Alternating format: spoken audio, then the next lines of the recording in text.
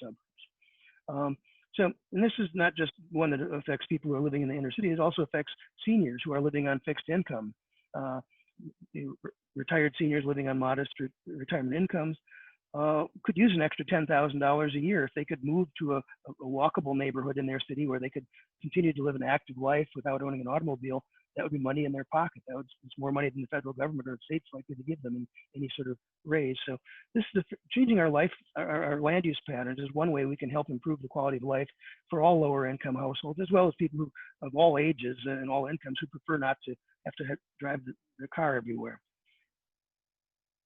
So basic point again is the suburbs have not provided equal opportunities for all, and we need to acknowledge that. Part of it's historical, but part of it's ongoing. The fact that we haven't created any neighborhoods in the suburbs where you could realistically live an active and independent life without owning an automobile. There are very few places like that anyway. So as we plan for the future of our cities, we need to take into account these sort of social and economic inequities. All right, so that's the end of my sort of closer look at those two things. So back out to 30,000 feet again, where are we? Well, as I said a little bit ago, the suburban model no longer meets our current and future needs. Again, it's not a slam on the suburbs as they've been over the last 60 years. It's just going forward, they don't meet our needs. So we're at a transition point. The old model doesn't work and we don't yet have a new one. We don't quite know what to do with it. Some of us say, well, what we need to do is prevent all change, stop all new development because we like it the way it used to be. And that's what we want to keep it that way. But I think what we need to do is instead, a more constructive way is look for a new model that's based on current and future conditions. As I referred to it earlier, as something that provides solutions in common, something that will allow us to address climate change, affordable housing, traffic congestion, aging population, all of these things at the same time. And I think the one thing that does that is a model that's based on becoming intelligently more urban. That doesn't mean replacing the suburbs with high rise. It means doing it building higher density development in the right places. I'll come back to that. I'll define that more in another moment. But when you look at the alternatives, no growth is not a realistic option. It's going to happen somewhere. Or telling you moratoriums on development and so on are not really going to. You're just pushing one side of a balloon and it shows up someplace else, which may be better suited to having that development. So we've got to recognize that growth is going to happen, even with the virus and all that. That there still will be growth in this valley and throughout the country. And the suburbs are not going away. So this is, again, I tried to say that over and over again, so no misunderstanding. The suburbs will be with us for the next 100 years, but we've got to recognize that we also need to supplement them with intelligently located and smartly built and planned higher density development. Because as I said at the outset, we are becoming, like it or not, an urban suburban hybrid. The buildings that have gone on since roughly 2010 in this valley have been a lot more higher density, larger projects, taller buildings, and all of that sort of thing. The only question to me going forward as a planner is, will we do it well? There are different ways you can accommodate growth, and some of them may make life better, and some of them may make life worse. And we've got to focus on the ones that will make things better. So my suggestion is that the new model to replace the suburban model going forward, it's not to replace the suburbs, but to replace how we, the template for how we accommodate our future growth and development is intelligent urbanism.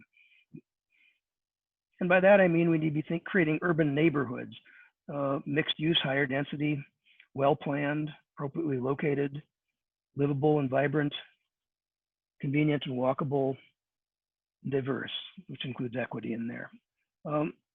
All of those things are important. We look for those things as we plan our future development. So to my way of thinking, when I define urban, I'm not talking about a particular height, that 3 stories isn't urban and 4 stories is, or whatever. It's not that simple. I don't use that sort of metric. It'll be situational as to what's the right height or density in a particular area. So it's not about individual buildings or development projects. It's about complete urban neighborhoods. Complete urban neighborhoods where you can find all of your needs without having to own an automobile, where you can walk to the grocery store, walk to the library perhaps, walk to the bank or whatever, ride a bike somewhere, go to a park nearby, take public transit to other destinations, that sort of thing. Complete urban neighborhoods, not just isolated density, but complete neighborhoods. And basically it's a pedestrian style that environmentalists have been talking about for years. How can we reduce people's dependency on the automobile? Sometimes they use the term, we've got to get people out of their cars. And I've always said we should find them whenever they say that, because I think it antagonizes people who have no choice. There is no public transit that they could take to get from their home to their work at the present time. So we need to look at them as being fellow victims, if you will, not as perpetrators of some problem. We need to get them out of their cars. We need to provide alternatives for any number of reasons, for climate change, pollution, you name it. My model, sort of when I break down this sort of intelligent, more urban model, I think it has three components. It's about creating livable, green, urban neighborhoods. Livability, and these livable, green, urban neighborhoods are the building blocks of sustainable cities that I think it can benefit everyone in the community. This is not just building for any one age group or any one income group. This is providing something for the community as a whole. And each of those three components is equally important. It has to be livable in terms of being convenient and vibrant and diverse and healthy, safe and nurturing. Green meaning sustainable in all those sorts of ways, from energy, water efficiency, nature friendly, greenhouse gas reducing, and so on. And urban, higher density, mixed use, transit oriented, walkable, bikeable, synergistic, so that all of the sort of uses kind of feed upon one another. That being close to a park means you can walk to the park, but you can also drop off your clothes at the cleaners on the way if you need to, or pick it up on the way back, or go grocery shopping while you're doing other errands, all of them either by walking or by bicycling with a three-wheeled bike. I think we need to be focusing more on encouraging people to use trikes when we start creating these urban neighborhoods as a way to haul your groceries around. But anyway, this whole idea of creating more livable urban neighborhoods it's not some exotic futuristic idea. It's an American tradition, actually. It's the way we used to build cities before we started creating the suburbs. We just need to update it to meet modern conditions. In order to do that, one of the things we need to do in changing our mindset is to get over the either or sort of thinking. By that, I mean, we've tended to think things are either suburban or they're urban. They're one or the other. It's an either or world. We've got to think about a both and world. We create a hybrid where we continue to protect good suburban neighborhoods at the same time that we create good suburban neighborhoods. At the same time, we build good urban neighborhoods. So we do both of them. It's not necessarily easy, but it's going to require good planning, but I think it should be one of our goals going forward. In the best of both worlds, we would focus our development in a limited number of areas in the city rather than just having random density around the city wherever somebody wants to build a taller, denser building. The final outcome will end up probably somewhere in the middle there, obviously. It's a complex world, but the goal should be to try and focus the urban development as much as possible. And we've got some examples already, what Google and others are planning for downtown San Jose, BART Transit Village in Milpitas with something like 7,000 housing units planned. Various of BART, which maybe another 4,000 units. North Mountain View and North Bayshore and Mountain View, about 9,000 housing units proposed for that, or anticipated for that. So all of these things are things that are moving us in a different direction. So I'm going to shift now to sort of wrap up this presentation, and I'm going to, after my conclusion, I'll give you just sort of about a 5-minute thing about the virus, if you don't mind. Basic question to me for planners and communities going forward is, how and where should we accommodate our future growth and development? And the answer somewhere else is not a responsible answer. We have to have some of it within our cities. We need to do it responsibly for ourselves and for future generations. We need to recognize that, yes, the suburb, there's nothing wrong with the suburbs inherently. They were a smart idea at the time, and they've served us well for the last 60 years. But again, us with that big asterisk, that's many of us, but not all of us. And they're not going away. I'm not suggesting that. They're there. They're still there. Look, they're still there. But the suburban model has run out of gas. It no longer provides the answers for meeting our current and future needs.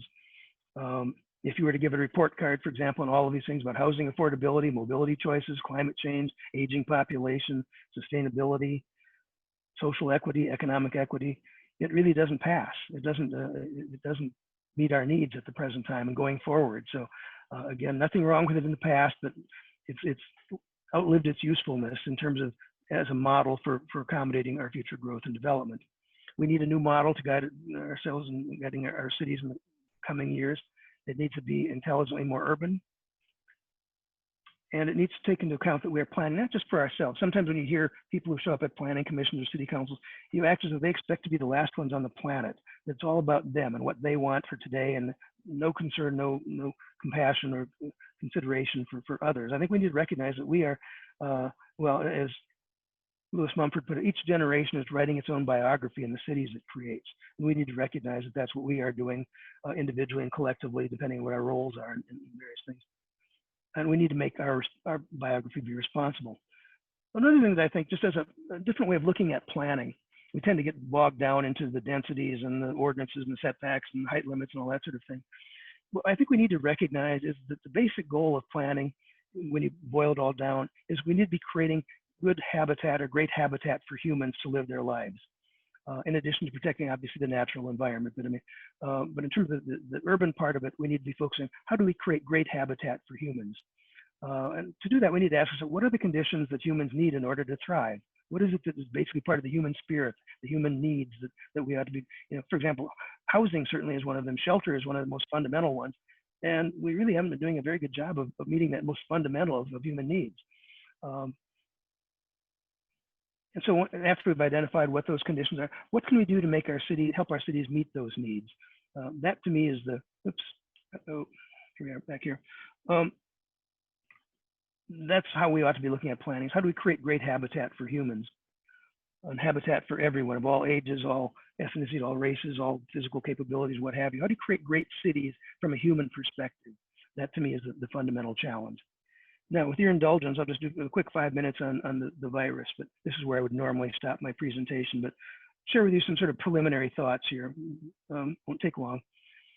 How will the coronavirus impact the future of our cities and how they grow and develop? Well, the way I look at it is in 3 phases. There's the phase 1 is the pre-virus phase, phase 2 is the virus phase, and phase 3 is the post-virus phase. And let's see here. What I mean by that is that in the pre-virus is what was life like before the virus came along. Phase 2 is now we're dealing with the virus, however long that may take, and the aftermath of it, which may take a few years longer than when we get a vaccine.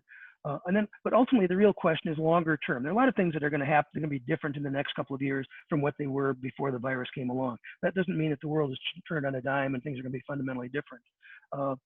But it does make it challenging in terms of anticipating what will the future look like? What will the post-virus future look like? So the way I refer to it as the old normal, the interim normal, which we're going through now, and then the eventual normal. Well, we know already that the interim normal is not the old normal. Things are not the way they used to be. The real question then is, what will phase 3, the post-virus era normal look like? It probably won't go back entirely up to the same as it was with the old normal. And it's probably not going to be exactly the same it is now. We're not going to teach kids from home forever. We're not going to close down all sporting events and such, and concert and so on. So it's probably going to be something different. And the big question, of course, is what will that be like? What will the eventual normal be like? Now, I'm not here to make any predictions as to what that will be like. I think that's sort of a fool's errand. We're in a situation where there's just a whole bunch of different things that are just so we're so unaccustomed to that it's really hard to predict. How do they all play out in the end?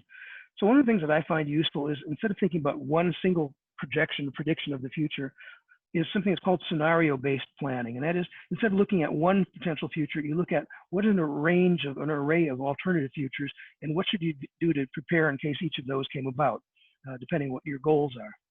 So here's the simple model. It starts off with, what are your goals? In this case, my goal for this is to look at how do we, the goal is to help us become more intelligent, more urban. So then the next question is, well, okay, what are some of the driving forces relating to that goal that will affect the world, both positive and negative?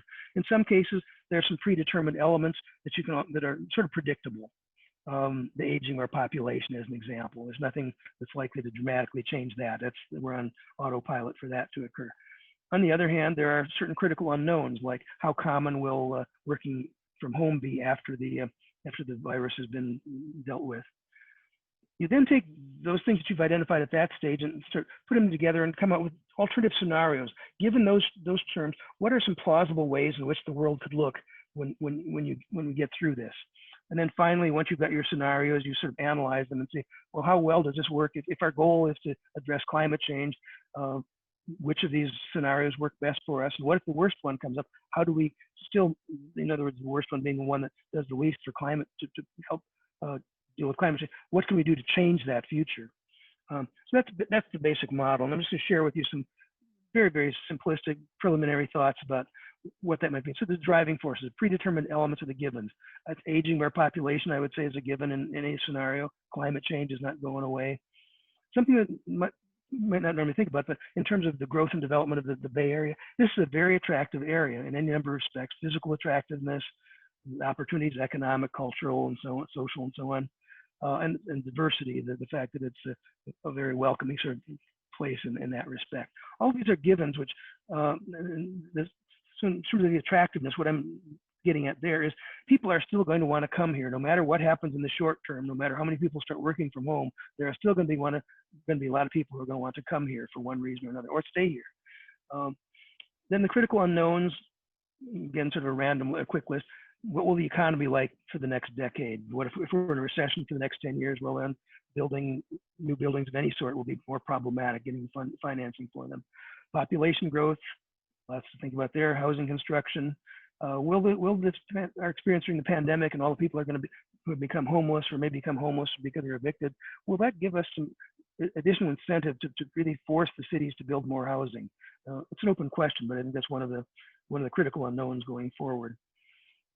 Working from home, how common will that be after not only in terms of the existing population, we do recognize that it's not a static zero-sum game. That the 10 years from now, the number of people employed in Silicon Valley is not going to be the same as it is today. It's just a matter of which ones are working from home and which ones aren't. The population is going to grow, employment's going to grow. We need to factor those things in. So we may have more people working from home, but we still may have more people working here in the Valley at the same time, just because of the growth in the economy.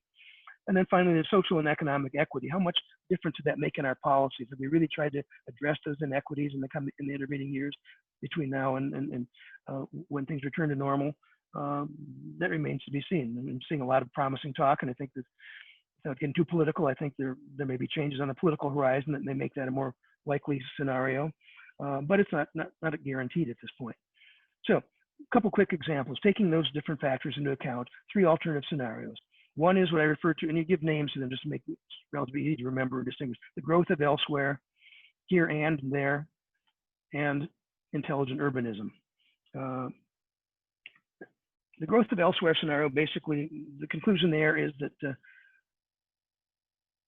we're going to see continued decentralization, the people leaving the area for any number of reasons, part of it doing housing costs even before this began, but also the working from home thing, that more and more people will be working from home, and that will continue to be a big thing. And that may offset some of the growth, and even as there's employment growth in the area, it will happen at the same time that there are large numbers of people working from home. Will businesses, and this whole thing about working from home, it's a two-sided equation. Will the businesses want to do it? Will the workers want to do it? Will the employees want to do it? Those are two different things, and there may be different pushes and pulls on that particular thing.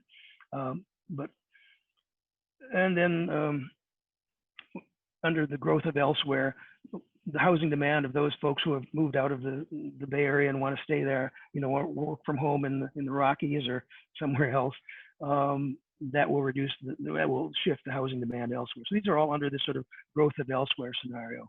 Just a couple other quick things is, one other thing that the growth of elsewhere scenario may do is maybe reduce our opportunities to make our cities more age friendly, in that if there's less development to allow us to retrofit our cities, if less new development occurring, we're not going to be able to create those walkable neighborhoods that are going to be dependent on new development. We're going to be stuck with sort of the landforms that we currently have. And similarly, if the growth of elsewhere if that proves to be the scenario of the future, we're likely to see that the public transit services will continue to struggle from reduced ridership and revenue. So, some people may say, well, hooray, all those workers are going to stay home, so we'll have less traffic congestion. Well, that also has the side effect that we'll have poorer transit service at the same time, which may put more people, those who stay here, out on the roads. And so it may not be a net plus. Remains to be seen. All right, second one, very quickly, intelligent urbanism. You've heard me talking about this already.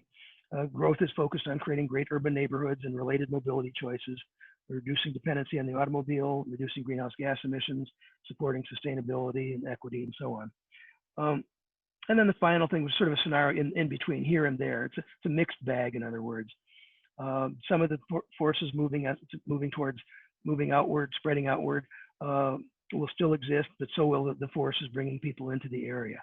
The real challenge under this one, I think, is will there be enough job and population growth to support both transit and help bring back some of the small businesses we've lost during the virus? If there's no economic vitality to this area, there may be a permanent loss of those businesses. So not such a good scenario. Bottom line, wrapping up, last two slides. Even using a scenario-based model, it's obviously great uncertainties. There's no way of predicting which of those scenarios is likely to happen, or some other one that I didn't come up with. Those are not the only possible scenarios. But to me, the bottom line is that becoming intelligent, more urban is the best way forward, no matter which scenario we think is going to occur. It's the best one for us, for our environment, and for future generations. So with that, I am going to stop sharing. And return to Gary's already left, and I just saw a photo of Gary. I thought you'd put up a picture of yourself and you were out doing something in the yard now. No, I didn't think people wanted to watch me cut my food and swallow and all that. Well, okay. Gee, thank you very much, Here we are. Don. That was really outstanding. I've heard you talk before, but every time I seem to learn more, and interesting to get your insights as to how things may evolve. So now I'll ask the audience, of which I think you've maintained almost everybody, 37. I think we had 39, maybe a couple of people signed off there. Do we have some questions for Don? I have a question. Go ahead. This is Elisa. So Don, I heard you speak over 10 years ago, and at the time you had